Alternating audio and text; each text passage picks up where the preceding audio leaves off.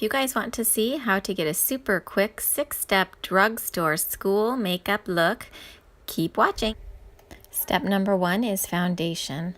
I am using the L'Oreal Visible Lift Serum Absolute foundation. I love this stuff, you guys. I've used it in multiple tutorials. It is amazing. It is so serum-y, so it's extremely thin, but it really packs a punch in the coverage department. You really get a nice coverage. I am fighting some discoloration from having babies. I have that melasma pregnancy mask just a little bit in various places. This really makes nice coverage over that, but it still looks like real skin. It has a nice dewy finish, and I am kind of opposed to brushes, to be honest, when you're putting your foundation on. The warmth from your hands, I really feel like, for me, it melts it into the pores better than using a brush, and I just really prefer it to anything. And I love this foundation. It's so nice, and I would say this is definitely suitable for oily and dry skin. This is step 2, which is the Physicians Formula bronzer, or you can use any bronzer. I've been using this bronzer since probably high school, and I've tried a lot of this is the Shimmer Strips bronzer. I've tried working at Nordstrom's, the Bobbi Brown ones, and a lot of the other brands that are kind of similar but a lot more expensive. And to be completely honest, I prefer this one. I feel like it has a little bit better color payoff. It's not quite as shiny, which you don't want to look like a Tin Man, so I really like this one. And what I do is I just put it completely full circle around my face, the top of the forehead down to the temples, a little bit on the cheeks. Don't really go super far to the apple of the cheek, because later you're going to do blush. You don't want to create a muddy mess by having loads of bronzer, loads of blush, loads of everything on the apples of your cheeks. So mainly a little on my nose, chin, and then I just do full circle around my face on the edges. And what that does is it slims your face. You're not contouring, there's no harsh lines, and it's just kind of giving you a little color back to your face and looking like maybe you spent a little bit of the day in the sun. This is the Revolution Vivid Baked Highlighter, and I'm actually going to take my same brush. Don't be afraid to use the same brushes. You don't need 50 brushes. I have one big, huge powder brush. I used it with my bronzer and basically used it until most of the product, if not all of it, was off of it and on my face. And now I'm just using a little bit of it to dust as a highlighter. Step 3 is concealer. I'm using the Age Rewind in the lightest shade that they make, and just dabbing a little bit of that underneath the inner corner of my eye. I do not dare go to the outer corner. That's kind of where your fine lines are starting, and we know we don't want to make that worse. So I'm just patting that in. And again, I do prefer my fingers to a brush, because again, the warmth of your fingers is really going to melt that into your skin and make it look really natural. Then I do take my powder brush. It doesn't matter if it has a little bit of leftover of whatever, and just set that, just so there's a tiny amount of powder just to set that concealer. I'm going to go in with my concealer stick, and I'm going to hide any freckles, spots that I don't want there, old blemishes, new blemishes, you name it. This is a concealer stick by Jafra, and this is kind of like the serum foundation I'm using in the way that it's a very thin coverage. It's very melty. As soon as your finger hits it, it just melts into nothing, but it really has a solid coverage to it. I mean, hardly any work at all, and those spots are completely gone. Then I do take my powder brush and go over it, giving it the same finish that the rest of my face has, so you don't see any light spots or anything that looks like concealer. This is a baked blush by NYX, and it's called Spanish Rose. I'm going to put this on the apples of my cheeks and then dust it back to the temple. This is a little bit firmer, different brush that I have here. It's not as soft.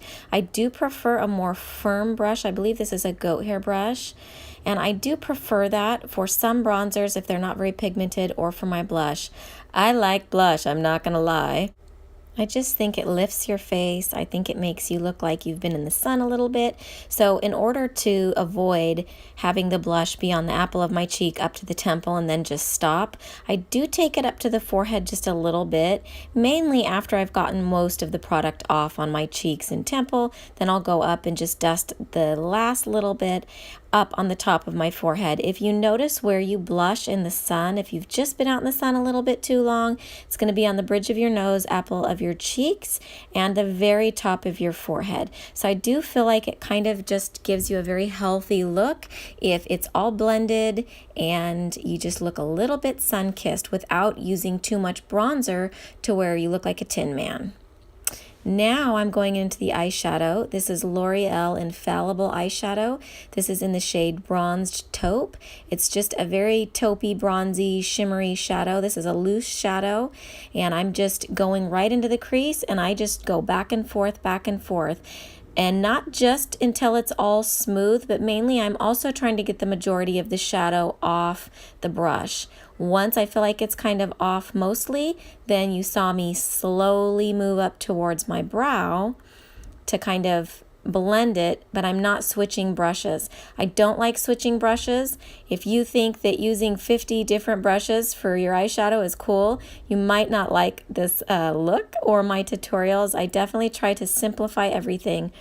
After I put it in the crease and blend it up towards my eyebrow, then I will grab that same color and put it on my lid right behind the lashes. So back and forth in the crease, you're blending it out really well to give it the most natural look possible. And then once most the shadow is off the brush, I blend up to the eyebrow. What you're seeing me do right now is I was feeling like I had enough color in my crease, but I still felt like I had too much shadow to go up towards the eyebrow.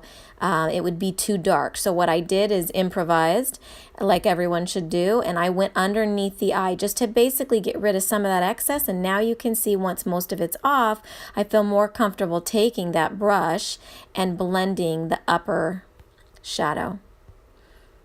And nobody's perfect, you guys. I'm not going to come on here and edit this out to where it looks like I'm a genius. You can see that the one on the right is a little bit darker. So I'm going back to the other one and darkening a little bit. Everybody has to go back and forth several times. If people show you that they do it perfect the first time, they're obviously editing a lot out. So now I'm going underneath the other eye, trying to make it match the other one. If you get a little bit too much, or even if you don't, again, when you use your fingertips, it just kind of melts everything together and it gives a very natural look.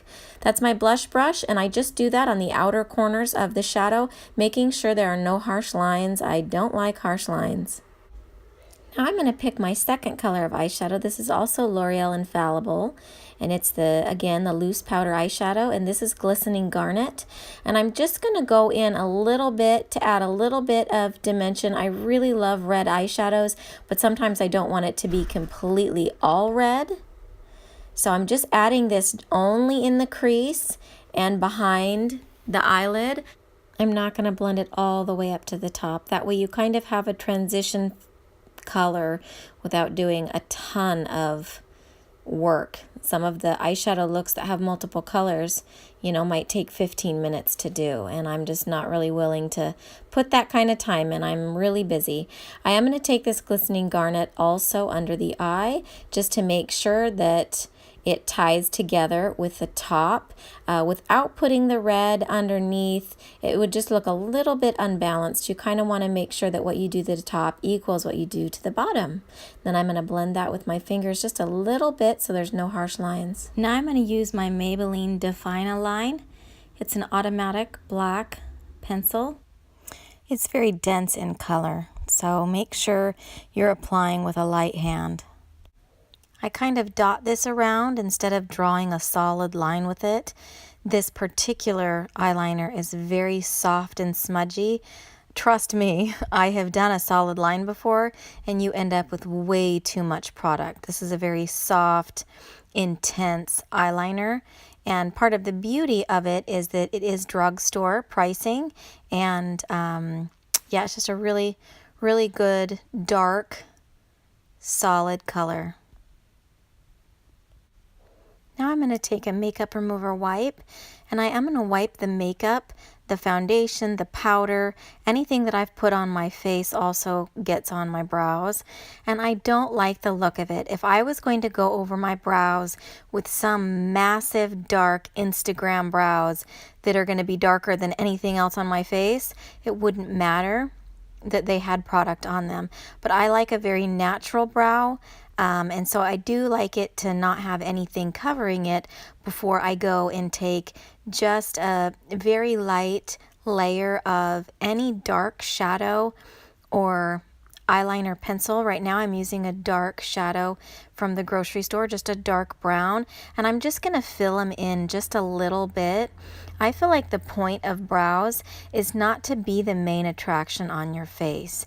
It is there to frame your face. They are very important. If you see someone that doesn't have any brows or they're not filled in, it may look like they need, you know, they're missing something. It might look like. It definitely is a very important step. However, keeping them natural, I think, is very important. The whole fad with the Instagram brow, it's totally fine if you guys love it. I think that's great. Everybody should do what they like.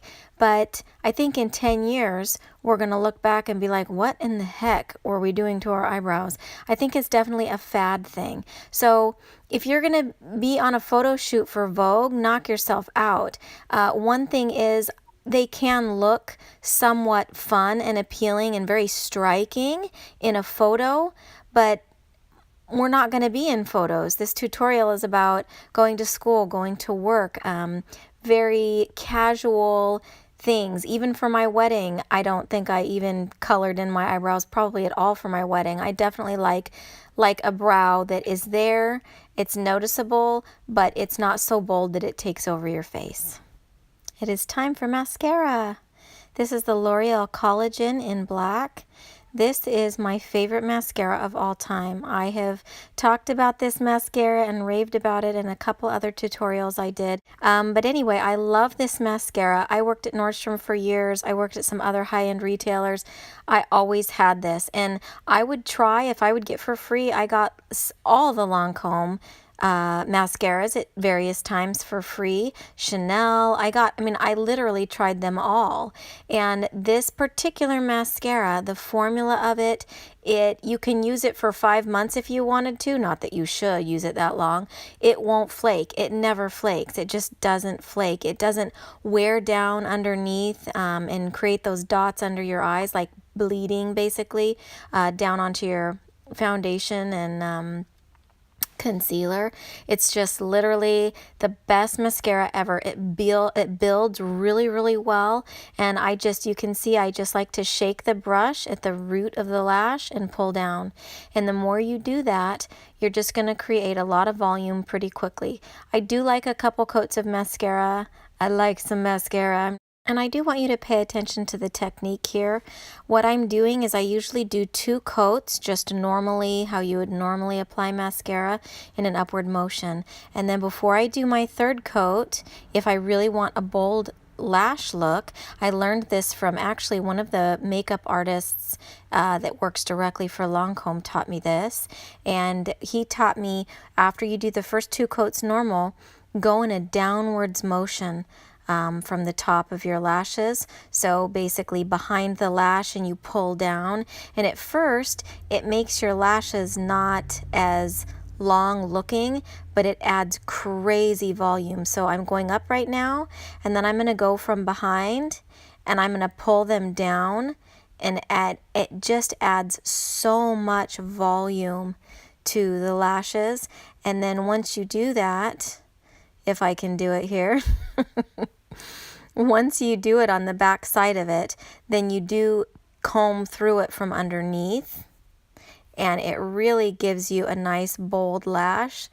So I'm back combing. I'm ratting my eyelashes. Just kidding. And then you comb it out from the bottom, and it really, if you'll watch me do that, and you can rewind it if you want to actually see if it makes a difference. Pay attention, it really does. So if you're in a hurry, do 1 coat from under, and then do 1 coat from behind, and then do another coat from under, just to comb it all through. It gives you very fast volume. Final step is lipstick. This is a L'Oreal lipstick called Caramel Latte. I am so massively in love with this. When I first saw it, I thought it looked a little brown, but I got to swatch it, and it was such a goldeny, shimmery, it's a very iridescent light brown, so it's definitely a nude. It's just very shimmery. If you put it on a completely bare lip, it just gives you a really, really pretty, nice nude shade to your lips. I lied, that was almost the last step. I think that for blush and bronzer, there's always last minute things you can do to your face. It's definitely best to wait till the end. You can't take away, but you can always add. So I got to the end of this look and I just wanted a little bit more blush. I wanted my cheeks to be a little bit more rosy. Please give this video a thumbs up if you like it, and thanks for watching.